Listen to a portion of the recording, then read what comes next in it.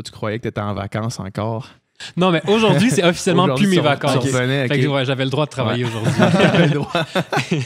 Mais t'es revenu plus tôt un petit peu à cause de la nouvelle du guide alimentaire canadien. Puis c'est sûr que on va en parler parce que c'est intéressant quand même les changements qui sont apportés par le nouveau guide canadien, en fait, qui va sortir éventuellement. On ignore quand. Mais dont on sait les grandes lignes, dans le fond. Là, Ouais, pour vrai, c'est comme la grosse nouvelle dans mon milieu. Là. Comme Ouais, j'avais comme un brunch avec mes amis nutritionnistes en fin de semaine. Puis là, les c'était genre, nutritionnistes, ils font un on fait brunch ça, entre des petits amis. brunchs entre amis. Puis la première chose, c'était comme « Hey, bonne année! Hey, t'as-tu vu le nouveau guide? » Comme ça rentrait tout de suite. Là. Il n'y avait rien d'autre avant ça parce que pour nous, c'est comme la grosse nouvelle. Puis ça doit faire des années que vous l'attendez aussi. Là. Ben, la version comme actuelle, mettons qu'on fait comme s'il n'était pas encore arrivé, là, la version actuelle date de 2007. Fait que ça fait longtemps. Là. Moi, j'ai commencé à étudier en nutrition. Il était déjà là, ce guide-là. Fait que moi, c'est le seul que j'ai connu dans ma carrière, si on veut. Fait que oui, ça fait longtemps qu'il est là. Puis il était temps aussi qu'il y ait des modifications. J'ai lu ton livre, pas le dernier, l'autre avant. Le premier, Sauver la planète une bouchée à la fois. Puis tu dis, dans le prochain guide, il est paru en 2015, je pense, ton livre. Puis on sent déjà que tu l'attends, ce prochain guide-là, puis on est en 2015. Mais oui, non, mais c'est sûr, parce que de toute façon, on savait qu'il allait avoir une refonte du guide, fait que c'était attendu. Mais déjà en 2016, si je me trompe pas, puis peut-être même en 2015, on savait qu'il y avait quelque chose qui s'en venait. Puis aux États-Unis, eux, c'est à chaque 5 ans qu'ils vont faire leur modification. Nous, on n'a pas dans la réglementation qu'à chaque temps d'année, on doit faire la modification. Mais aux États-Unis, c'est chaque 5 ans. Fait que comme en 2015, les États-Unis ont eu un nouveau guide. Fait que je m'étais basé un peu là-dessus pour quand j'ai écrit le premier parce que, en fait, là, on pourra y revenir, mais tu sais, l'environnement, par le passé, faisait pas partie des recommandations du guide. C'est ça. Tu sais, le guide, c'est comme quoi manger pour être en santé pour les humains, point final. Mais là, moi, je pense qu'il faut qu'on le voit de façon plus globale. Fait que c'est un peu ça. Tu sais, on est vraiment dans cette mouvance-là en ce moment-là. Puis, mettons, toi, en tant que nutritionniste, les grandes lignes de ces guides-là, est-ce que tu es en accord avec tout ce qui est là? Est-ce que tu es critique? C'est quoi, mettons, ton opinion là-dessus? Ben là, celui qui est... Mettons la version 2007, parce que c'est encore la version qui est officielle puis qu'on a eue. Les grosses critiques qu'il y avait, c'était grosso modo, comme je disais, qu'on ne s'attarde qu'à la santé humaine. Donc, on ne pense pas plus loin, plus large que, mettons, l'environnement, que je pense que c'est super important. On s'entend que tu sais, de 2007 à maintenant, il y a eu une grosse mouvance sociétaire par rapport à l'environnement. Là, surtout juste, mettons, dans les 2-3 dernières années, c'est rendu énorme. Fait que c'est difficile de fermer les yeux sur ça. Oui, exactement. Sauf que c'est un changement de philosophie. Là, mets-toi à la place, mettons, du gouvernement où est-ce que c'est très comme rigide comme structure, un gouvernement. Fait que mets-toi à leur place que eux, c'est comme non, un guide, c'est comme ça qu'on a toujours fait ça, puis on doit continuer de cette façon-là. Puis tu as les lobbies en arrière qui sont là pour dire. Puis c'est ça qui s'est passé aux États-Unis. En 2015, quand ils ont voulu intégrer l'environnement dans les recommandations du guide en disant, ben maintenant, on se rend compte que, hey, on est en train de détruire la planète, il faut qu'on y pense, puis la façon dont on mange, ça peut avoir une influence. Fait que peut-être que si on recommande. Si on donne des recommandations à la population, il ne faut pas juste penser à la santé d'aujourd'hui, il faut penser à la santé des prochaines générations, puis ça passe en préservant l'environnement. En gros, c'est ça la philosophie. Fait que quand ils ont sorti une espèce de rapport préliminaire, fait avant qu'ils sortent, ils ont dit comme mais voici qu'est-ce qu'on suggère, blablabla. Il y avait un chapitre complet sur l'environnement, puis sur le fait qu'on devrait consommer moins de viande parce que ça pourrait avoir un impact positif sur la planète, blablabla. Tout ça. Il y a eu full de lobby de l'industrie de la viande. Tout ça, c'est disponible. Les lettres qui ont été envoyées, les rencontres qui ont été faites et tout ça. C'est vraiment relativement facile à accéder parce que ça fait partie des documents publics. Puis donc, c'est ça. Fait que là, il y a eu beaucoup de lobby. Puis quand le nouveau guide est sorti, il n'y avait pas une seule fois le mot environnement dans le guide. Ils ont vraiment plié. Ils ont réussi. Absolument. Ils n'ont pas du tout recommandé de diminuer la consommation de viande. En partie à cause des lobbies. Puis l'argument qui était sorti, c'est celui que je viens de vous dire, c'est de dire non, un guide alimentaire, c'est pour la santé humaine. On parle de santé. C'est tout. Restez. Puis il disait, mettons, les nutritionnistes, vous n'êtes pas capables de parler d'autre chose que de nutrition. Fait que restez où est-ce que vous êtes capable, où est-ce que vous connaissez pas les trucs d'environnement. Fait que parlez-en pas, puis changez pas. Ça fait que c'est un peu pour discréditer finalement les messagers pour que le message passe pas par après.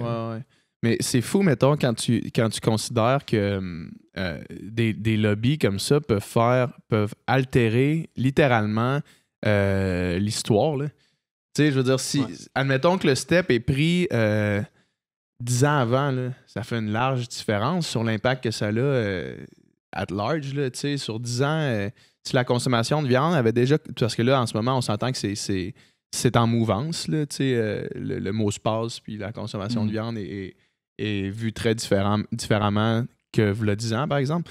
Mais de savoir que un jeu de lobbying a modifié notre perception de ça pendant longtemps, c'est frustrant pour monsieur, madame, tout le monde, puis pour moi aussi. Puis ça, c'est une partie. Dans mon deuxième livre, justement, n'avalez pas tout ce qu'on vous dit. Je fais l'historique un peu de ça, de comment certains lobbies ont réussi à modifier des recommandations nutritionnelles ou même des croyances qu'on a. Puis l'exemple que je donne, parce qu'au Canada, on n'a pas tant d'historique que ça. Ça n'a pas été comme répertorié, mais aux États-Unis, vraiment plus. Puis l'exemple que je donne, c'est par rapport à l'industrie du sucre. Grosso modo, dans les années genre 60, 70, 80, tout ça, on a commencé à voir comme « Ah, il y a plus de maladies du cœur, on ne sait pas trop d'où ça provient, qu'est-ce qui se passe, blablabla. » Puis il y avait comme deux écoles de pensée qui s'affrontaient. Une école de pensée qui disait c'est les gras saturés qui sont les mauvais, puis une école de pensée qui disait c'est le sucre qui est le mauvais.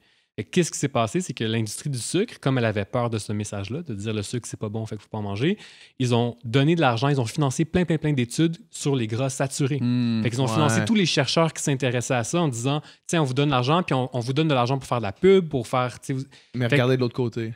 Fait on va juste regarder du côté des gras saturés, on ne regardera pas du côté du sucre, et c'est ça qui s'est passé. Oui, les recommandations gouvernementales sont devenues attention aux gras saturés, attention aux gras, c'est ça le gros méchant dans notre alimentation, c'est le gras, attention, on n'a pas parlé du sucre. Ben, c'est parce qu'il y a eu des lobbies en arrière qui ont donné un porte-voix à ces chercheurs-là pour qu'on parle juste des gras saturés puis qu'on oublie le sucre à côté. Puis c'était pas nécessairement, en plus de comment tu l'expliques, c'est pas de cacher les études par rapport au sucre, c'est juste de financer les études de l'autre côté, sachant très bien que les résultats de ces études-là allaient être négatifs, allaient être des études qui étaient catégoriques sur le gras saturé. Exactement, parce que le chercheur, mettons, un des chercheurs qui finançait, c'est Ancel Keys, puis ce chercheur-là, lui, sa théorie, c'était c'est des gras saturés, puis c'est juste ça qu'il regardait. Fait qu'ils ont pas, c'est pas des fausses études qu'ils ont fait, mais ils ont donné de l'argent à celui qui faisait les études qui allaient dans le sens qu'il voulait, au final. Là, on parle beaucoup depuis tantôt de l'impact environnemental. Puis on a commencé en disant que le nouveau guide prenait ça en considération. Ben, ouais, c'est ça. Le nouveau, lui, qui va sortir éventuellement. Ouais, dans le fond, le nouveau guide, en ce moment, on ne sait pas vraiment qu'est-ce qu'il va y avoir dedans. Donc, oui, il y a eu des fuites là, qui sont sorties, mais c'est des versions brouillons.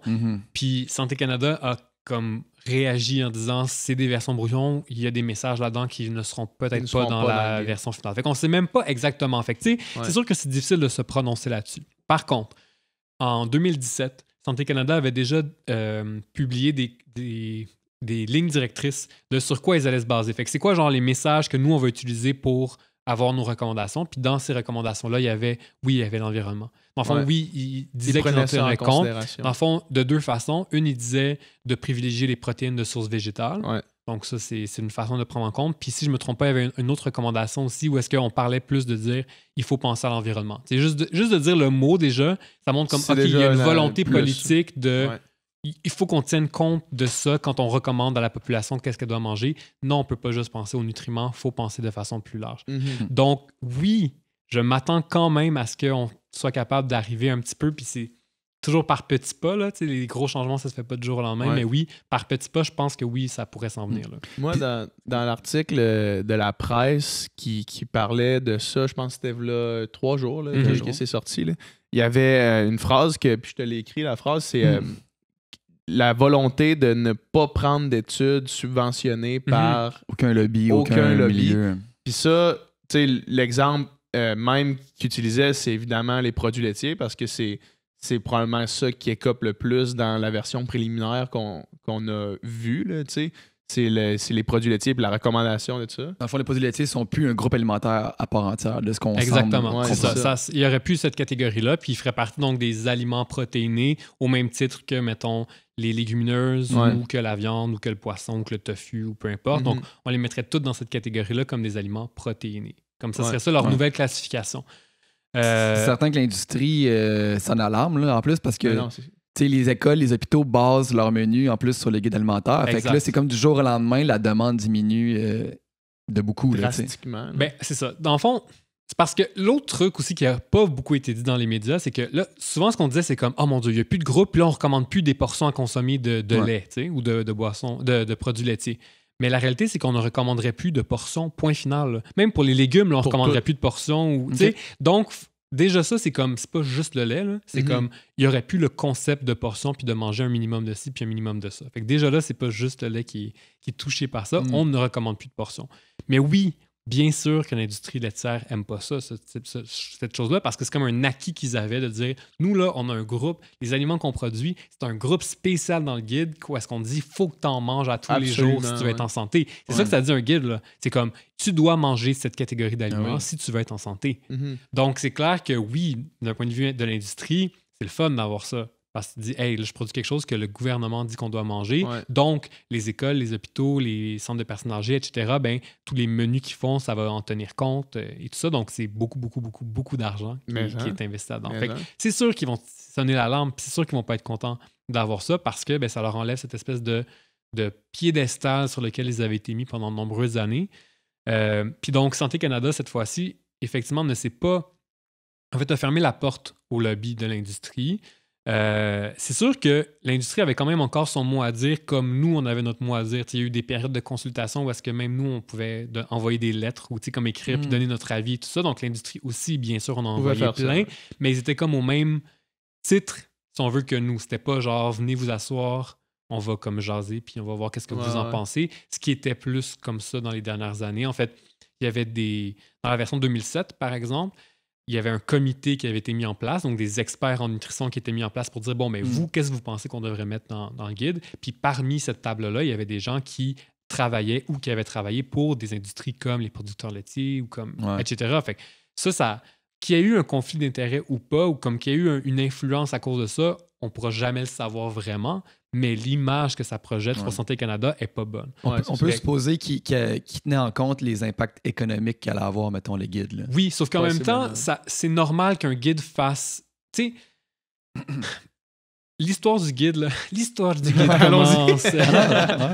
Non, mais les guides alimentaires, là, ça a été développé en période de guerre. OK? Donc, on avait un contexte qui était très différent. Tu avais un contexte parce on avait du rationnement parce que c'était la guerre, puis les problématiques de santé publique, c'était les carences nutritionnelles. Fait que les gens n'avaient pas suffisamment de nutriments pour être en santé. Les gens avaient le scorbut puis des maladies comme ça. Genre, exactement. Sauf que à l'époque, ça faisait du sens de dire, bon, mais si vous voulez être en santé, voici les aliments que vous devez manger. Comme ça, eux, là, c'était comme leur façon de dire, hey, s'ils mangent un minimum de ci, puis de ça chaque jour, ils vont avoir tous les nutriments dont ils ont besoin, puis on va régler les problématiques de santé publique. Puis, ben, du lait, mettons, on en produit au Canada, puis on est en période de guerre. Tout. C'est normal qu'on va dire, buvez le lait qu'on produit, parce que c'est là qu'on le produit, puis c'est normal.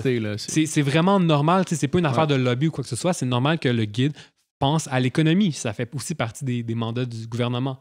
Mais avec le temps, la philosophie du guide est restée la même pendant très longtemps, de continuer à dire manger un minimum de ci, puis manger un minimum de tant de portions de ça, puis tout ça. Donc, c'était la même philosophie qu'avant, mais notre contexte avait changé. Aujourd'hui, on mange beaucoup plus globalisé, là, c'est-à-dire que manger les produits de notre pays seulement, c'est plus vraiment comme ça qu'on mange. On mange pas juste des patates puis du jambon. Exact, on a vraiment... Mais c'est vrai, là. Non, mais dans les premières versions, là, il y avait des affaires comme de l'huile de foie de morue, puis de manger du foie ou des choses comme ça, ben, parce que c'est des aliments qui étaient disponibles dans le pays, puis qui étaient riches en nutriments. Puis le lait, c'est un produit qui est riche en nutriments. Puis même, on a rajouté de la vitamine D dans le lait parce que le lait, c'est un aliment qui était consommé par tout le monde. Puis on manquait de vitamine D, fait qu'on a dit, bon, mais on va mettre de la vitamine D, que ça va régler, puis ça a réglé des problèmes. Donc, faut pas croire que c'était comme, on va maléfiquement comme donner du lait à tout le monde. Non, ça a réglé les problèmes. C'était vraiment une bonne idée de faire ça. Le contexte a changé. Le contexte a changé. Exact. Aujourd'hui, nos problématiques de santé publique, c'est l'obésité, les maladies cardiovasculaires, le diabète, le cancer. On mange trop transformé. Donc, de continuer à dire, manger un minimum de ci, puis manger un minimum de ça marche pas. Le problème, c'est pas qu'on mange pas assez. Là. Le problème, c'est qu'on mange trop. Qu'on mange trop de transformés puis qu'on mange pas les bonnes choses. Donc, il faut que la philosophie change. Puis c'est ça qui était la grosse critique de la dernière version. Puis c'est pour ça qu'aujourd'hui, ben, on change ce qu'on s'attend, là, que la philosophie ait changé puis que le concept de portion ait disparu parce qu'on n'aura plus à dire manger un minimum de ci, manger un minimum de ça. Il faut plus penser en termes de faut manger les moins transformés possible, il faut cuisiner la majorité de nos aliments, il faut boire en majorité de l'eau, des trucs comme ça, qui sont les conseils qui fit avec notre contexte alimentaire. Peut-être que dans 100 ans, si on est encore là ou si l'humanité est encore là, ben on va dire « My God, c'est n'importe quoi, ces recommandations-là, ça ne fit plus. Mais ça se peut que dans le contexte de dans 100 ans, ça ne fittera plus les recommandations d'aujourd'hui. Qui étaient dans le champ. Ouais, c'est ça.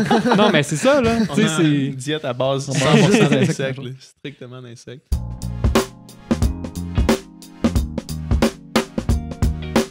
Si vous aimez ce que vous venez de voir et que vous voulez entendre la conversation au complet, ben, on a le podcast intégral disponible juste ici. Puis pour suivre la chaîne du Sans Fil Podcast, abonne-toi juste ici. Tu vas voir tous nos podcasts qu'on sort les mardis. Si vous êtes un fan du Sans Filtre Podcast et que vous voulez encore plus de contenu et vous voulez aussi nous encourager dans cette aventure-là, ben, on a une page Patreon. Sur Patreon, il va y avoir des podcasts exclusifs, il va y avoir des Q&A exclusifs. Vous allez même pouvoir poser vos questions aux invités. Donc, allez voir ça. Le lien Patreon est dans la description de cette vidéo-ci. Salut tout le monde, à bientôt. Bye.